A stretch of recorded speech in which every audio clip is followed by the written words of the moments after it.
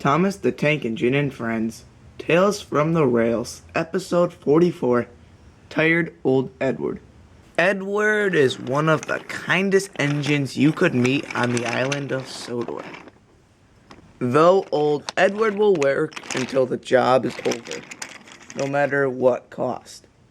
But some nights, the bigger engines get jealous and tease him.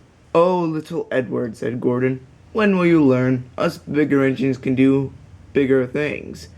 You know, we may not be as kind as kind little reliable Edward, but we can do faster, more important work." "Yes," said Diesel, "even us Diesels can do more than poor little Edward." Then Percy spoke up. "What did he ever do to you?" he said. "Gordon, what did Edward do to you?" "Well, he helps me up my own hill, but like I need it." "Right," said Percy. "That's the case. And Diesel, what did Edward do to you?" "Absolutely nothing. But it's just some engines are more reliable than old, tiring engines like Edward." Thomas, Henry, and Duck all got angry. "Now, Diesel, how about you go rummage off," said Thomas, "and go find somewhere else to pick on someone your own size. Maybe your revolutionary Diesel class. That might work." "Yeah," said Henry. "Edward's a very reliable worker and very useful.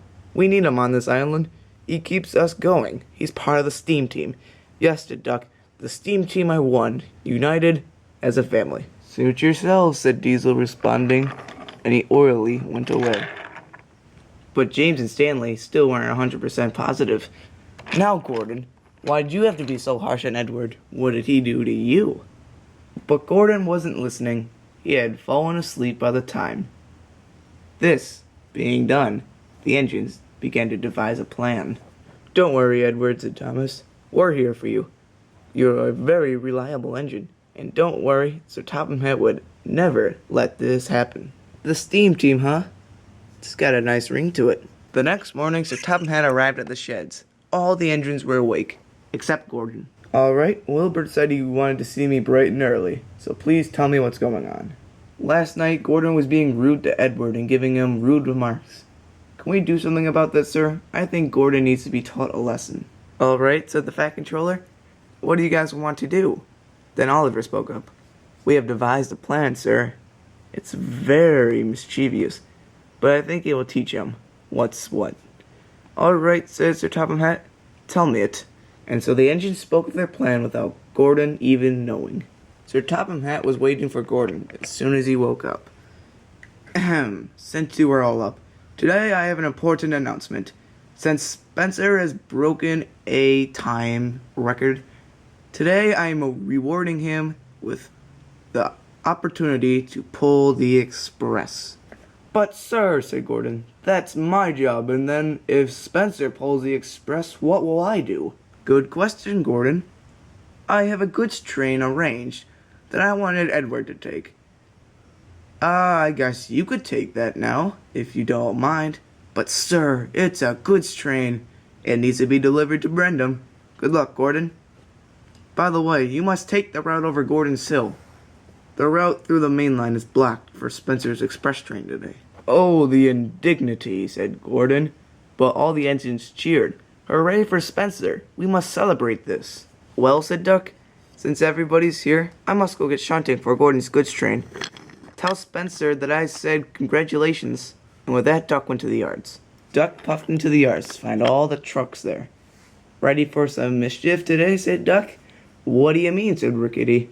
"You'll see." And they all started to smile and snicker. Duck then began, but he had a lot of work in front of him. But Murdoch also had to pull a good strain. And then he cut the yards in half, pulling out of the yards. At first, it gave Duck some trouble, but then they quit with their games.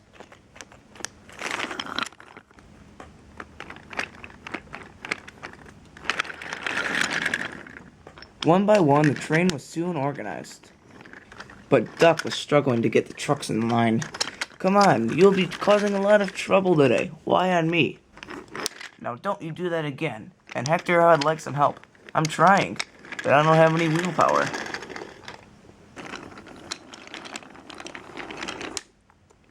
Duck smiled at the work he did, and the trucks laughed. It was the most devious train an engine could shunt, starting with Scruffy, Fred, Rickety, and more troublesome trucks. Wow, these trucks are troublesome today. I hope Gordon learns his lesson after this. Whew. Duck approached Hector.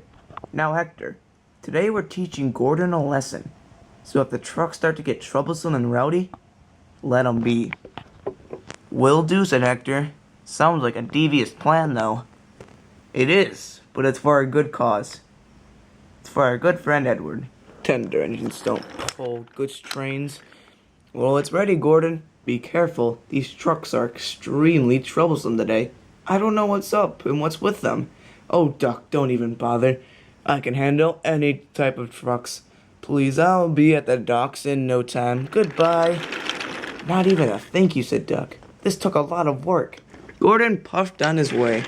He didn't respond to anybody or say hello to anybody. He was too embarrassed in the fact that he was pulling a goods train. But no one really cared. The trucks were being okay.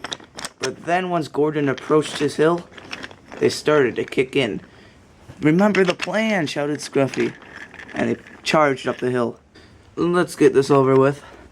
And Gordon surged up the hill. But then Scruffy shouted, hold back! Hold back! And suddenly the whole train seemed like it stopped and started going in reverse. No, no, no, said Gordon. No, not here, not now. No, no, no. Gordon's wheels spun and spun and spun. But nothing happened. He came to a complete stay still. Oh, why today? Oh, the indignity. If that Edward shows up to help, I'll never accept it. Back at in the sheds, Stanley rushed in. Edward, Gordon's stuck. Your cue's up. I'm on my way, said Edward. Hopefully this does the trick. Triumphantly, Edward steamed down the line to go help Gordon. Gordon's driver had telephoned for help, but the train was still stranded. And then Edward arrived. Why, hello there, Gordon. Need help today? No, thank you, Edward. I think I'm okay today. I can manage. And Gordon tried again, but his wheels just spun and brought him back further. Alright, Gordon. Like it or not, I'm helping. And Edward started pushing from the back of the train. And gradually, it made its way up the hill. Edward's wheels strained and he was puffing his wheels out, trying to help Gordon and teach him a lesson. Come on, Gordon, we're almost there. You can do it. I know, said Gordon. I can do it. I don't need your help. Gordon was just about to go downhill when Edward stopped trying, and the train started going backwards. Edward, what's going on? Hold back, he heard. Hold back, shouted Scruffy. Edward! Edward! Then he admitted, Edward, I need your help. Please, this train's not going to make it over the hill. And suddenly, like magic, the train shot up over the hill. The train zoomed down the hill at a very fast pace. Gordon was only a few miles away from Brendam, but then he shouted back to Edward. Soon the train was over the hill and Edward stopped at the top. He smiled but was waiting for one more thing when suddenly he heard a shout. Thank you, Edward. I'm sorry I was rude to you. Thank you again. And then the rest was muffled as the train continued on into the distance. You're welcome, Gordon. I guess this did work, said Edward.